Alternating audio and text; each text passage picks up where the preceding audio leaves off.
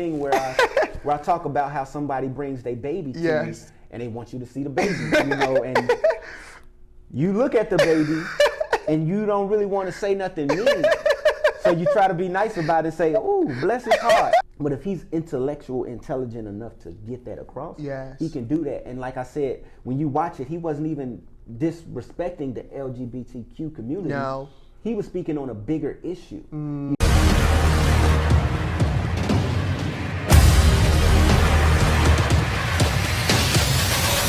Hey, what's up, good people? Welcome to another FIREDUP KC episode. It's your host, Sikwan Ganga. And today with me, I have a comedian. He serves in the U.S. Army. Also, he is a personal trainer. This man, he does it all. So when you talk about comedy in Kansas City, there's none else who does it better than Mr. Carrington Lopez. How you doing, sir? Oh, thank you, brother. Welcome to the show. What's up, man? It's good to be here, man. Good. This show has been long in the making. It's supposed to happen. Yes. and look at you now, man.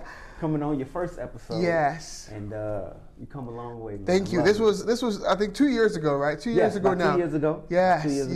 Yes. Moving on up. We got a better studio. Yeah. We got one now too. We got one now. We're gonna toast. All right. Jesus did make water in the wine. He did.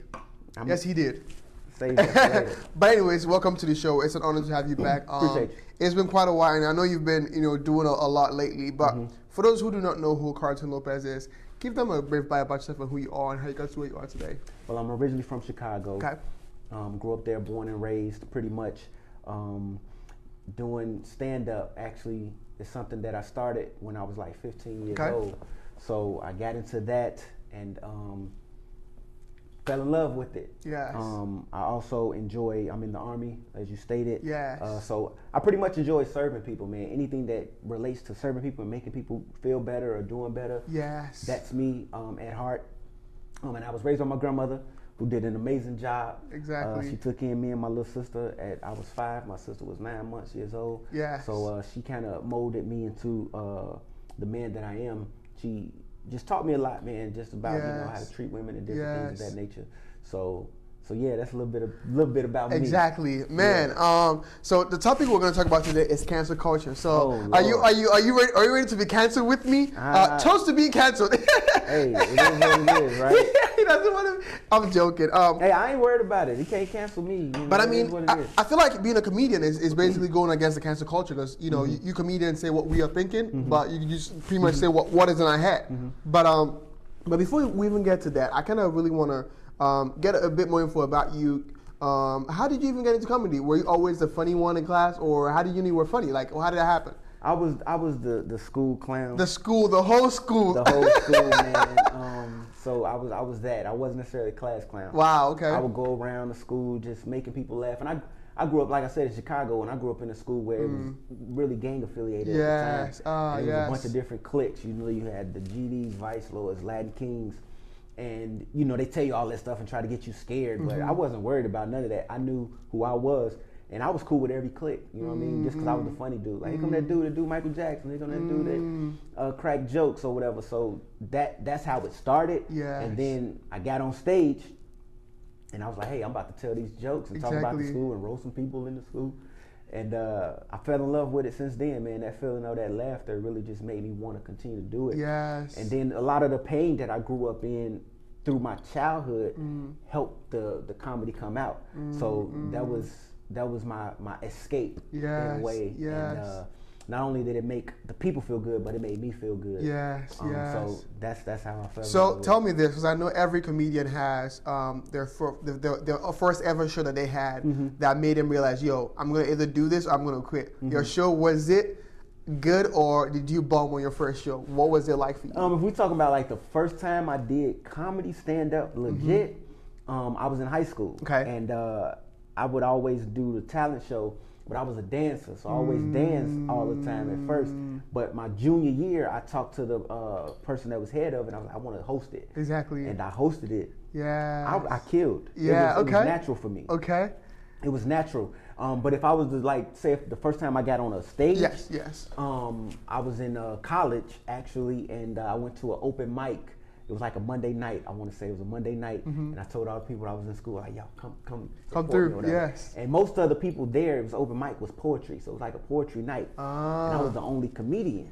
So when I went up, I did what I did, and I killed again. Wow. I killed. I always knew it was just a natural gift for me.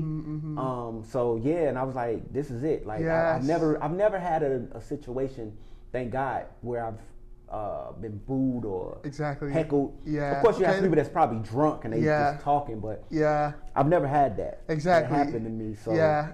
Because I've come to your I think, let me say this too. The first ever comedy show I ever went to was your show on our campus. Okay. And it was hilarious. Like we were down on the floor. I was on the floor. It was so funny. And also you do clean comedy, right? Yes. What is the importance of doing clean comedy? Why not curse? Well, I started out doing cursing. I used to curse, and it was easy. If you look at my old stuff, I have something on YouTube, some old stuff of when I did curse. Yes. And I gave my life to God. Okay. And I waited, and I allowed Him to change a lot in me in that area. And being funny was something, like I said, it was natural. Exactly. Yeah. So I decided to do it clean, and I can still be real. I can still talk about real stuff. You know what I mean? I don't have to say all the vulgarity. Like I said, that's easy for me to do. That I think that anyone can do that. Go out and say a bunch of MFs and X, Y, and Z. But the key is to be funny. Period. Yes. So I want to be able to make kids laugh. I want to be able to have your 90-year-old grandmother come to my show and be like, "Hey, baby, that was good. You didn't cuss." Yes. Even though she probably cussed.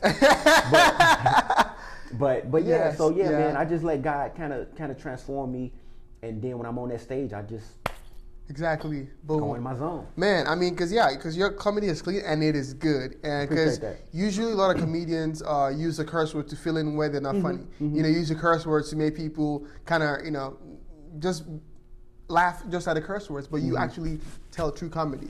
Now, speaking of, and I don't mean to cut you. Yes. And that's knocking nobody that does the exactly. cussing. They do it. That's what they do. You know what I mean? Like I said, I used to do that, but I just know for me, I don't have to do that to be funny. Yes, kind of go in your own brand and doing your own thing. Now, speaking of comedians and kind of merging comedy, the cancel culture, have you watched the new Dave Chappelle special? Yes, I watched it. Yes. I did get a chance to check What it is your thought? Because I know it's a hot topic everywhere. What is your thought on that special? Because I've watched it as well. I think it was more so thought-provoking than anything. And I think that being a comedian and somebody that looks at things through that comedian's lens, he wanted you to think. And I think if you didn't watch that whole special, you're going to take out what you want to take out exactly. of it. And I feel like he just was doing what we're supposed to do.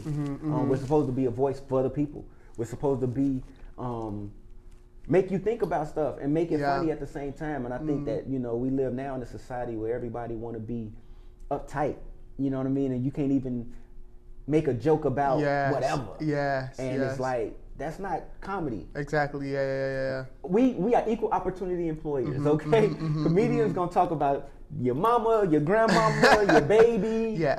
Whatever. You know what I'm saying? So it's like, that's what it is. But I think, like I said, from watching it, he wanted you to think. And he actually proved his point because we're talking about it. He proved the point that he was trying to make. And a lot of people don't even see that, So yeah, I enjoyed it for that aspect of it. I do believe his one before that was a better comedy special. Exactly, yes. But this one was more it definitely made you think, want you to think, and more to get you out of the box. Yeah, I mean, I think from you coming from a comedian perspective, I think you analyze it differently than someone who was just watching it. Because for me, when I saw it, I think there were like maybe 2 or 3 jokes in there that I laughed at. But all of them was like, I was like, okay.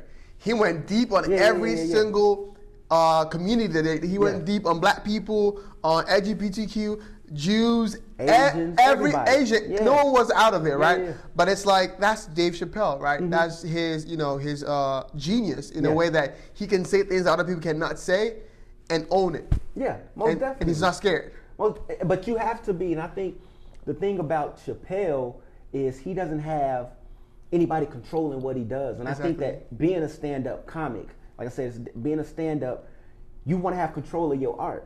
If I can't be an artist, what am I doing? Exactly. If I can't be what's going on in my head and I can't articulate that the way that I want to, and he's an intellectual comedian, you know what I mean? That's what he is. And you got to know what you're getting when you're going to see a Chappelle. You're not going to go see a Chappelle and get the same thing from a Bruce. Yes, it's different. It's different, yes. Strokes for different folks. Yes. And I think that that's the key, man. And I think, like I said, he actually pulled the lens off too for comedians now that we live, the culture we live in, to just be free. Yes, not be scared. Don't be scared, because that's we never were before. Yes. You come to see a comedian because you're trying to escape. Yes. You're trying to escape, and you want them to say some stuff that maybe had you be like, I was just talking about that. That's all we do. That's true. That's all comedians do, is do what you talk about behind closed doors, but we put it on front of the stage. Front. Yeah, and that's why it's funny, because we relate to it. In this day and time where there's a lot of comedians, I think, who are shying away from the matter. And also there's some comedians who, you know, their brand is not talking about politics, but they focus on that. And speaking of that, what do you think about, because I think there's too much, I think his whole main purpose of that show was saying that when he was talking about the LGBT community, he wasn't focused on them. He was talking about how, you know, white and black people, how when white people got involved in that, it became even more than the black movement. Most definitely. And I think he just really, like I said, he's being a voice for people who say these things behind closed doors. And if you don't know anything about certain things, you don't talk about it. I don't knock nobody that don't talk about something they don't know about. I don't know about everything. But if he's intelligent enough to get that across, he can do that. And like I said, when you watch it, he wasn't even disrespecting the LGBTQ community. No. He was speaking on a bigger issue. He's speaking on the issue of how certain whites control the narrative of, well, if it's a black man being killed, that ain't getting as much notoriety, or it ain't getting backed. But if we speak on this community, oh man, they have to be canceled. Yeah. You know what I mean? Yeah. But nobody's talking about when somebody calls black women nappy-headed HOs, or they talk about, you know what I mean? Exactly. You ain't canceling that person. And he even brought up the baby's issue, right? Where the baby, which is like a whole thing too, where like he was talking about how the baby shot someone in a Walmart. But I mean, that was a self-defense thing. Yeah, but it wasn't even necessarily that incident. He really was talking about when a black man gets gunned down, nobody's saying nothing. Saying nothing. Everybody, that ain't taken as serious. You know what I mean? And not saying that nobody's issue is bigger than the other. Yes. But if we all trying to be equal, let's handle it equally. That's really was the point. That was the point of it. If everybody's equal now, let's look at each problem the same way. Yes. And that's why, like you said, he talked about everybody in this. Yeah, he did. He didn't just talk about LGBTQ. He talked about Asians. He talked about whites. He talked about blacks. Yeah. He talked about everybody. He talked about everybody. And that was his point. If I'm gonna go with everyone, but the only community that's pretty much, well, I won't say the community, but certain people that are paying attention to is LGBT. Yes. But it was a bigger thing than just that. Now, for you as a comedian and also being a black man who in our culture we're not allowed to be vulnerable and talk about our feelings. Okay. What is your process on being able to, like, what is the importance of, you know, being able to, for men to be able to share and therapy as well? I've just actually started to get tapped more into that area of my life. When I was younger, I was in therapy because, like I said, my grandmother took us in. Yes. So now in my adulthood, I'm really starting to kind of tap into that understanding of traumas and different things like that of, you know, what we've seen. And definitely for men, I think it's taboo for men to have feelings. Yes, that's true. And, you know, like I said, not even just in a man's perspective, but even women look at it like, oh, well, that guy's emotional. Too soft. Has this or that. That doesn't make you, you know, soft or anything. It makes you human. Exactly. Because human feelings are, you know, emotions and expression. And I think that for men, we've come to a place where we have to be hard all the time. You know, like I said, I grew up in the NC of Chicago where you had to be tough. You had to be on guard. You have to be, you know, you can't show no weakness. You know what I mean? But it affects you in your adulthood because when you get into relationships or you get in friendships and different things like that, and you don't know how to deal with stuff that's going on in your life, you know how to express it. You know, and this is why, you know, some men are physical abusers, or some men are angry, or they're punching their walls and holes in the walls because they ain't expressing themselves. And some women don't know how to handle a man who expresses himself. And it's not her fault. It's just somewhat what they're taught, what we're taught. Yes. And this is how we're supposed to deal with things. So yeah, I'm definitely of the mindset of dealing with what you got to deal with as men. Like we got to come together as a community of men to be able to talk to your brother. Like when a dude go through a breakup or something hard or heavy on his heart, he don't call his boy. No, he don't be like, hey man, I'm going through it right now. You can't do that because they can make fun of you because how he gonna help you? He not even dealing with it himself. Yes. So it's like, man, what you want me to do? Because it's like the blind leading the blind. Yeah. So but women have that community. They do. Yep. And men don't. So it's like we're looked upon as we got to just deal with it. When sometimes it ain't easy to deal with anything that you're going through. Sometimes you need that avenue to talk to, because we start doing it in the wrong areas. Alcohol, drugs, sex. Yeah. Now we're trying to bottle up the pain or whatever the emotion is instead of dealing with it. And I think that definitely for men, like, don't be afraid to speak your feelings and be know how to intellectually let that stuff out. Yeah, I think that's very important, man. Yeah, because I mean, I think you definitely touched on it, because like with men, we are choosing distractions, like either drinking or doing it, because instead of going to the root of the problem and asking what is really going on with me. Yeah. We instead try to push it away and keep moving, because that's how our parents, our uncles dealt with it. Yeah. And we don't know better, right? No, and it's also, I think, usually a lot of men, when I'm saying men, I'm talking about myself, we're scared of opening up to other men because we're like, I don't know what they're going to say. I'm with you. Yeah. Well, what is their response going to be to my issue? Exactly. Right? Exactly. And now you're dealing with it by yourself. Exactly. And then, if you try to reach out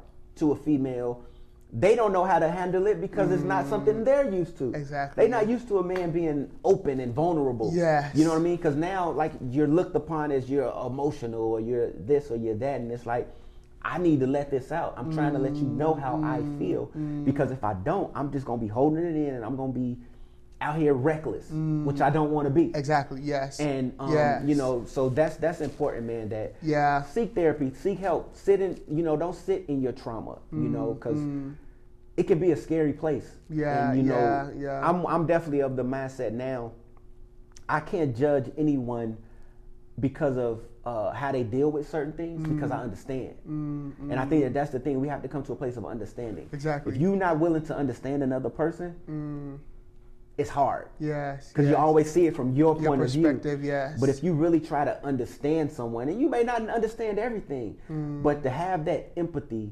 for a person, to be like, dang, they trying to deal with their traumatic issues and they trying to, express themselves. I got to understand why it's happening that way, or how, you know what I mean? So, it's just, we as people just got to kind of have a little bit more empathy. And I mean, I think because being from Nigeria, I feel like growing up as a child, I think, like, especially my dad had this thing where if you had any issues, you had to go figure it out yourself, right? Where it's like, and that made me become, that kind of a wall to, like, if you're dealing with things, you got to go figure that out and then come back and talk to me. So automatically, that's how I deal with situations. Yeah. And like, I'm now learning now because my wife keeps getting on me about like, yo, what is going on? A woman will get on you. Yes. See, if anybody don't read you, it's your woman. Yes. All right, your woman gonna read you. Yes. And I think we have to understand too that sometimes the way a woman does it, it's from a place of love, but in the moment we don't see it that way. Exactly. But it is, and that's why I say, we have to have grace for the woman too, because she doesn't know how to necessarily come across it and do it. Yes. Because in a way, sometimes for men, we receive it a certain way. We become defensive. Yeah, but it's all about the approach of how they're doing it. So, it's both. Both parties got to learn, man. We have to learn, man. Yeah, because I mean, I'm trying to learn, because I think my thing is, I've been so far away from my emotions, just as in growing up, because the more I grow up, the more I see things, and I'm just staying away from being emotional about things so I can make decisions, that I'm so far away from my emotions that I can't deal with other people's emotions, because I can't deal with my emotions. Own. Yeah, your own. Yeah. Right? So it's not me trying to be able to reconnect with my own emotions so I can understand where you are coming from. And I think everyone has to be able to do that, right? Good. And it's like, it's not a place of weakness. It's a place of actually finding your true self. Because at that point, you're like being yourself, who you really want to be on the inside. But you can't do that just because you're afraid that you might be judged, right? Yeah. So I think definitely having someone like, especially like you said, women, get someone who understands you and be able to help you through that process. Because my wife always asking me, what is going on in your head right now? I'm like, I've never had no one has ever asked me before. Like, what's going on in your mind? I'm like, there's a lot going on in my mind, but if you really want to know, this is what I'm going through. And we talk about it, right? And I think we need to have a barbershop for mental health for men. An emotional barbershop, not just going to talk about sports. We have to go and talk about all, like, what we're doing, what we're going through, so that way we can help each other. Because if you can't, get the foundation, you can't build a house. Most definitely, right? And that's why I said we need a community of men to get together and be intentional about helping other brothers. I've become intentional now. I just text guys like, "Hey, bro, I was just thinking about you. How you doing?" There's nothing funny about that. Yes. Like, I don't know what you're going through, so maybe my text might make you feel better, like, oh man, my bro was thinking of me. And I think that, I try to be intentional on that with certain guys that I know, because we need that, because I be needing it. Yes. I need it sometimes. Yes. Because you can't just, like I said, I don't want to be, the natural thing for men to do, and I'm not speaking generally, but 9 times out of 10, most men are seeking it, they'll go women. Yes. Since I can't get this, I'm going to go try to get with this. I'm going to try to get with that. So it's like, you want to try to stray away from that, because all that's doing is trying to compact what really is, what the issue you're not dealing with. So, like I said, we've all been there, but that's a dangerous place to be, because now you're dealing with somebody else, and now you mess with their emotions. When in reality, you're just trying to get a quick fix. Man. And then, so yeah, that's deep. A whole nother conversation. I don't know if it's the one, but I'm being vulnerable today. This one got me. Yeah. It's got me. It got me talking today. But man, this definitely important. But let's shift gears a bit into your career. I want to ask you this as a person who is trying to build my own brand and build a legacy for the future. Now, what is the importance of you doing comedy and doing a comedy that expresses yourself and being able to build a legacy for the future generation? What is the importance of you being in comedy for you? For me, it goes back to kind of what you just said. It's therapeutic for me. Even when I'm going through some stuff, I can be going through the worst day, worst month, worst year. I get on that stage and it's like everything went away. Yes. But like the legacy of it is just to show people, like, there's a you can do anything that you desire to do, and don't ever lose hope in whatever that is. And I know, like, for my kid, I want her to be able to grow up and see things. For my kids, I want them to be able to see things. I want them to be able to know, like, Daddy is doing what he's doing. I think that's important to build that legacy and foundation of going after whatever it is and conquering your fears. Even if it's something that you may be fearful to do, do it. You know what I mean? And it may not be comedy. Like, I've never been afraid. I just know it was something I was gifted to do, and I've always lived in that. But yeah, and like I said, I want to be able to have kids come to my show. Like, I have kids come up to me after a show and be inspired. Not saying that they're going to do comedy, but they inspired because they saw something different. They seen, it was fun for them. And now they dance, and now they're not afraid to dance, so they want to do X, Y, and Z. So just kind of giving people inspiration. I want to be able to be inspirational for people. And like I said, I'm not here to be perfect or tell nobody who or what they should do, but you can still be an inspiration to folks. Exactly. And I want to be able to touch folks in a way that I can't necessarily tangibly do, but I can do about my art. Man, that's beautiful. Because I think whatever you're building, you have to have the passion in it. And also you have to be able to have the mindset and the vision to make it as huge. It can start small, but it has to have a bigger impact. It starts in your head. I look at it like this, man. In my head, nothing I do is small. Yes. You have to look at it that way. Everything in your mind, like, this is a big event. This is my next big event. This is my next big move. This is my next big business. This is my next big this. You have to see it in your head. So whenever you get to whatever level that they say is this, that it's a considered success to society, it won't seem that much, because you knew in your mind it was already there. So you have to, everything that you do, be intentional about that. And that's how I go about it, because I see it bigger than that. It's not just about me. And I think that, we live in a selfish culture now too. I don't even know if I'm answering your question, but we live in a selfish culture where everything's about me, and I gotta get it. Nothing wrong with that. But who are you affecting? Who are you influencing? Who are you trying to build up? You know what I mean? But before we come to end the show, this has been a phenomenal episode. I am just fired up, inspired. Yeah. But before we come to end the show, I want to ask you, you being in KC, because I know you went serving the army and then you're back doing comedy now. Can I give us just a brief, just a brief story about you coming back to comedy and what that is like, and what are you working on right now? Yeah, I was away. I've been, definitely with the COVID, so it's been maybe almost 2 years, year and a half, probably 2, that I hadn't done comedy. Wow.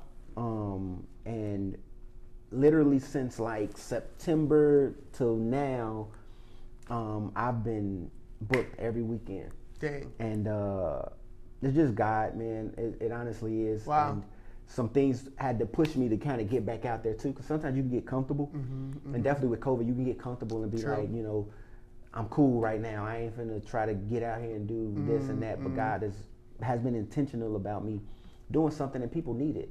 Like I was just talking about, I'm here for the people, and God had to push me out of that. Like, dude, they need you. Exactly. And I've been rocking, bro. I've been rocking. Yes. I got a couple events coming up. I got a few other personal ideas that I got going on. I've been rocking with some guys. We call ourselves the Gentlemen of Comedy. Shout out to DL and Bam Brown. Those are 2 brothers I'm collaborating with. We trying to tour together and put some stuff together. Yes. And then I have my own thing. I'm calling it The Truth Shall Set You Free. Let's go.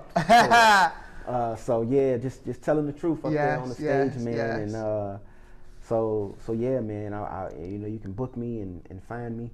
I know we'll do that a little bit later. Yes, but yes, yeah, man, yes. I'm definitely.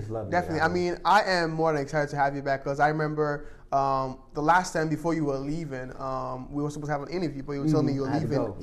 And I was like, man, I don't know when you're gonna be back, but when you told me like you're back, I'm like, you're back in town. Let's get it. Yeah, I had to come, man. One I want to say, man, you repping my colors, my red and black. Let's go. You already know.